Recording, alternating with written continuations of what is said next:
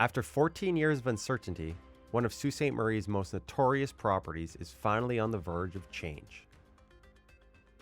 The sale of the former Sault Area Hospital site was officially closed on October 1st, marking a major step toward long-awaited demolition and redevelopment. The main hospital property was sold to Green Infrastructure Partners for $1.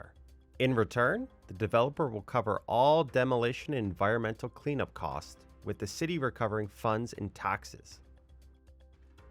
The agreement has faced nearly a year of delays due to legal and logistical hurdles that had to be resolved before demolition could legally begin.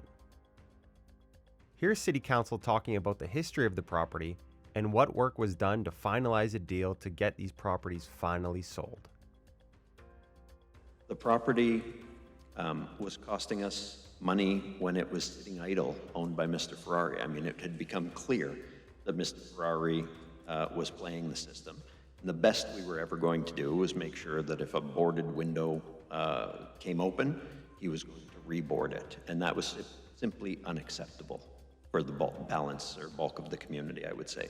We'd spent $110,000 or $115,000 trying to enforce court orders against him that never improved the unsightliness of the building. It just helped close it back up again.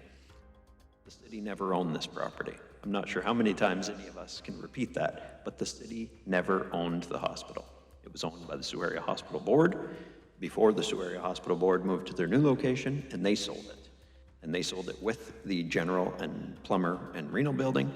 Plumber was redeveloped, and the renal and general were resold and multiple times over, and ultimately landed in the hands of Italo Ferrari, who let the property become decrepit and unsightly, and essentially was a slumlord over the property.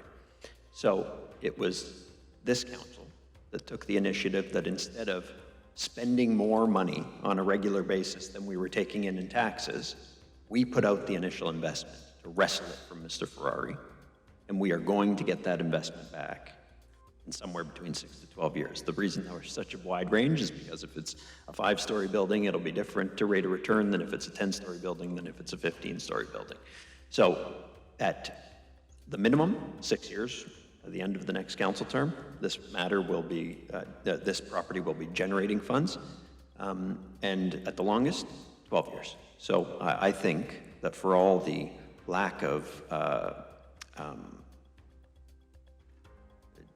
activity or positive development that went on that site over the last 12 years, we have put it in place where that is not going to be the case for the next 12 years.